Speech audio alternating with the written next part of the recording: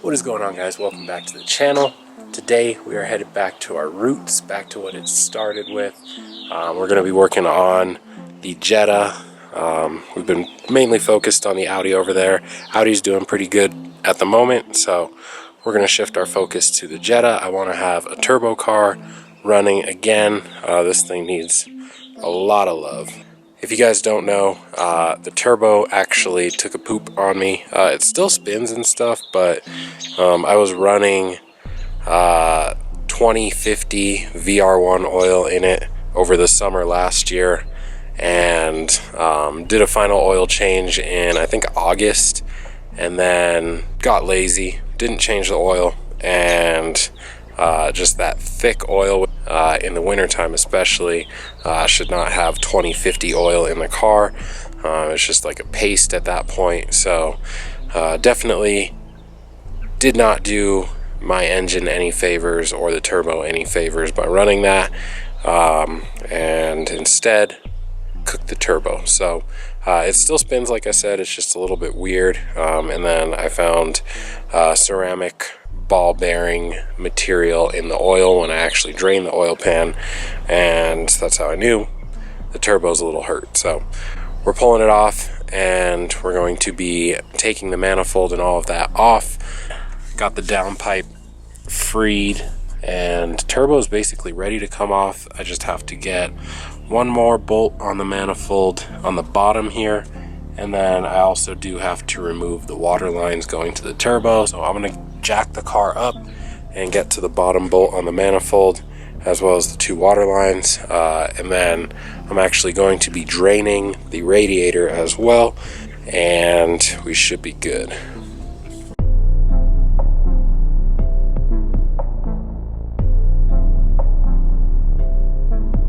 So the coolant release little valve is that guy there. So what we'll go ahead and do, put the bucket under there, of course, and then just twist and pull, and so that is open. Of course, it's not going to leak out crazy until crack this guy open. I'll spit it all out.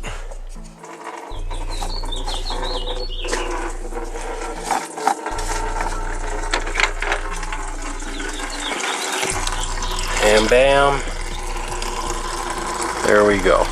So it is also nice because this car probably was due for a coolant flush or something of that sort, so this is a good thing. So we'll go ahead, let that fill up, and then we'll resume with the process of pulling the turbo off. Alright guys, so I went ahead and kind of jumped ahead and just did stuff off camera. I put a nut back on the top here because the turbo was falling when I was taking the nut on the bottom off. So we'll take this top one back off, and then the turbo and the manifold should be free. And then the valve cover might have to come off. Super easy, just 8/10s, I think, something like that. We'll pull the valve cover off, and then I think the turbo fits after that. So we're going to slide the turbo up out of the engine bay after that.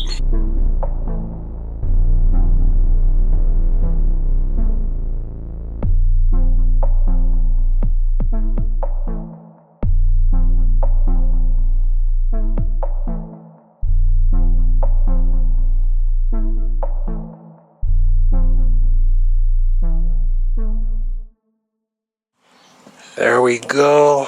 So got the turbo off, dipped my head in oil in the process, coolant as well, super cool. But we've got the old turbo off, as well as the manifold.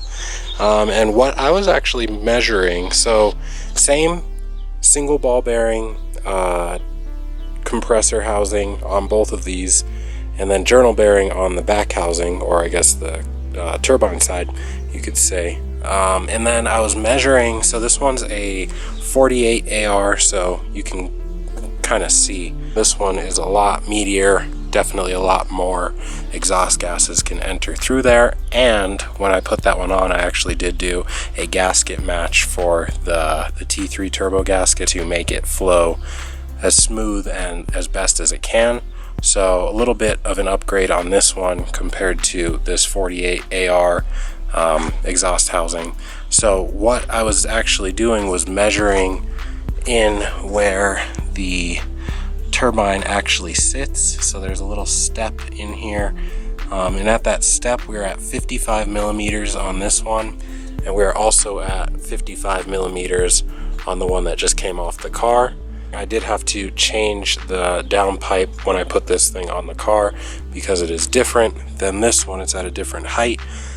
So if I can, since they're both 55 millimeters, we just confirmed that, since they're both 55 millimeters, if I can swap this center cartridge and compressor onto this turbine housing, since they're both the same size in theory, I would be able to just leave this all the same. All this hot side stuff can be the same, and then we'll just be replacing the center section and compressor housing from the working turbo. This one only came off because this housing was too small and they didn't sell it separate, so I bought a whole new turbo that flows a little bit more on this side, but the compressor side of this one is actually smaller. As you can see, that taper on the inlet, and then you can look in this one, there is no taper whatsoever. It's actually a bigger compressor wheel on that one. So we can make a better combo, more flowing on both sides, so we'll get the best of both worlds, and I won't have to take everything apart, and I won't have to make a new downpipe. So that is my plan, to just put this center section and compressor housing on this turbine housing and leave it bolted up to the manifold there. So yeah. All right, so got all of the 13s broke loose. Now it rotates freely in the middle there, so we can go ahead, fish these guys out. I found that is the best way to do this. I used to modify wrenches just to get easy access to everything, but no need when you can just rotate the housing. Then you can just pull these nuts out or bolts out one by one and save yourself a wrench.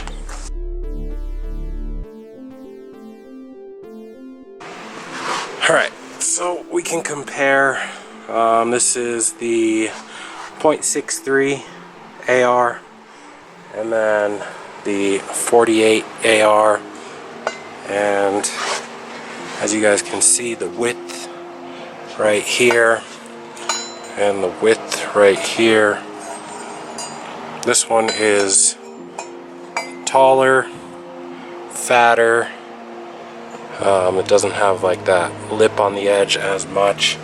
It's pretty flush right there, whereas that one has a step, so bigger, wider, just way wider throughout. So yeah, let's see if this guy slides in and still spins.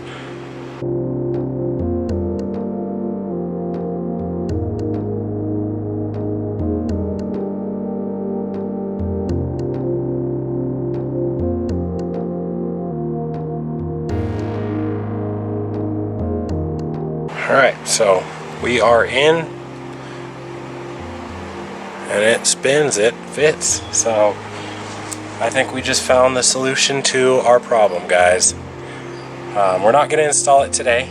I want to do some cleanup and get this turbo all cleaned up, make it pretty much new again, hopefully, just with a lot of sea foam. Let it soak, put it in like a bucket with some sea foam, let it soak and kind of re-lubricate and kind of clean off on all the carbon and stuff. So we'll do it like that. But yeah, that's crazy. So we've got that thing sitting in there and it works. So that's gonna be the solution to our problem for the time being. I still do want to get a step up from this, probably like a Pulsar with like a billet wheel and just upgraded. I gotta experience a good turbo at least once in my life, so we're gonna get a decent turbo at some point. Not saying that Pulsar is really that good, but it's definitely a step up from these cheap CX Racing turbos. So we'll go ahead and end the video there. We got the turbo off the car. Super excited on that. It's been months. I've been meaning to do it for months and months and months, and just haven't been motivated. Having a full-time job definitely kills all motivation to do any YouTube sort of stuff, so I apologize for not posting regularly, and I apologize for making it's hard to make good videos when you're kind of burnt out. So yeah, just got to keep pushing. We're gonna get this car back running with this new turbo setup, and yeah, we'll see you guys on the next video. So peace.